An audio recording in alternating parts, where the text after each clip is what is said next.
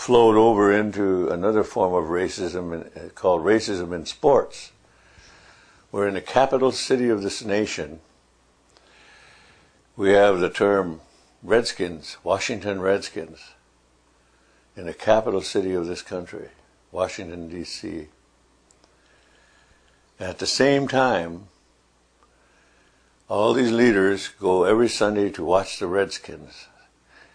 They leave their homes saying, I love the Redskins, and go watch the Redskins play. In the dictionary identifies the term Redskin as a term that denigrates Indian people. So the government has passed a mandate that institutions and schools who get government funds should abolish their mascots, Indian mascot images and racist slogans that they have. And a lot of people, even Indian people, may not feel offended by it. But if you know your ceremonies and your culture, you'll know the offense takes place and it's obvious. So I think there's a time when all racism in sports will be abolished. It's moving slowly across this country and educating people. And in a world where we need to build on mutual respect, we first have to get rid of racism in sports, mascots.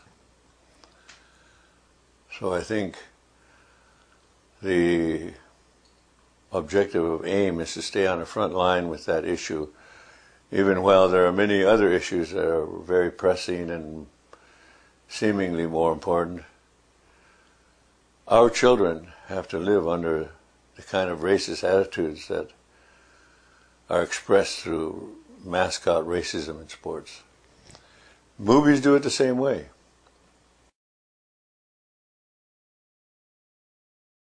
When I began to read about Bobby Sands and what our brothers were doing there, I see that. And then when I learned of the Gaelic language, of their slogan, Chucky Our Law, we will have our day, I think our struggles are common, and that in the name of Chucky Our Law, Mitakuyasin, it's the same, we will have our day too.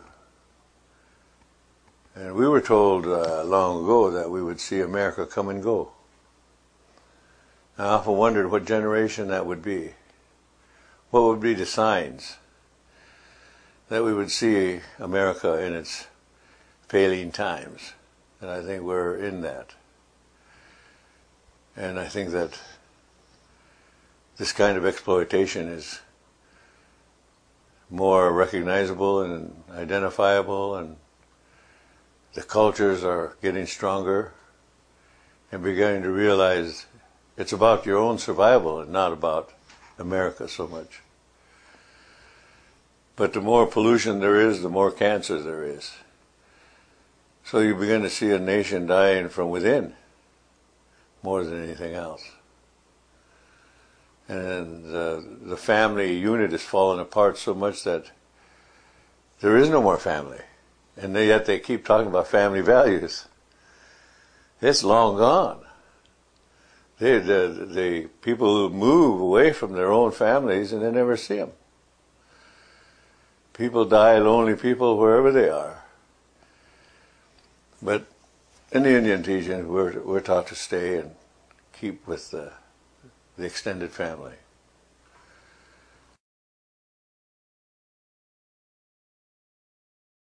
Mitakyapi, my relatives in Ireland. Chazemita kankiduta Dakota oyate himiyelo. I'd like to extend my greeting and introduce myself as you know me and when I met you as Red Crow. Many years have passed since I spoke with many of you and especially the special meeting with Jerry Adams, and also at a later time a special meeting with Martin McGuinness. We are all in a struggle in this world, and I think we are committed to our own personal struggles, no matter what the time takes, no matter how long it takes. Our ancestors told us and gave us directions on how we should view our responsibilities and our objectives. And I'm very happy to have lived in this time, to have met some of the great leaders of your people, of Sinn Féin leadership. It was my honor to be part of bringing our drum over there with our kids in our survival school. And I remember the day we were singing the drum outside of Armagh prison.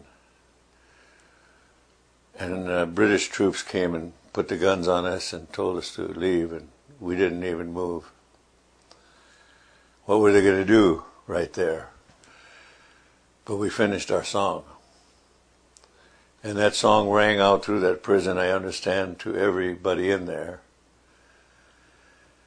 And then meeting you, Jerry, and when you told us your first statement that you wanted to apologize to us Indian people because so many more Irish people killed more Indians than anybody else when the frontier was being extended into Lakota, Dakota land.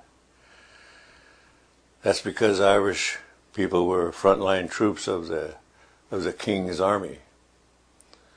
They're still being used that way, but in different forms. But we know your people, and many of your people here, and Irish people are just as beautiful as anybody else. And we share a lot of good future memories in our struggles together. I've been to Amazon jungle in Brazil and spoke to leaders there, Indian leaders. I've been to Hawaii, and I've been to Central and South America and South Pacific Islands.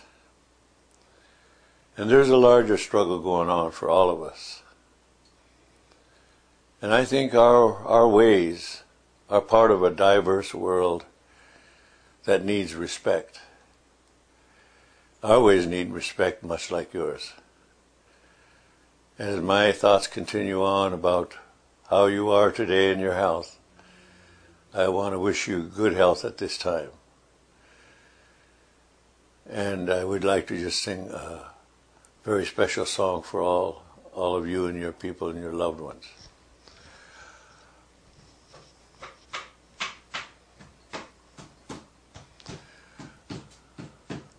Wakatanka uwanikte ye. Wakatanka uwanikte ye. Wanikte ye. Wakatanka uwanikte ye. Hey yo, hey ye, hey ye, ye. Wakatanka ushemala ye ye, wayo ye ye, wayo ye ye. Wakatanka uwanikte ye. Hey yo, hey ye, hey ye, ye. I wish all the best blessings for you and your nation, and best of health. As we get older, I find our health is the most important thing we got. And I begin to realize how short life is. But I knew you in your time, you did the best for your people, as we're trying to do for ours. Om Mitaku Yasin.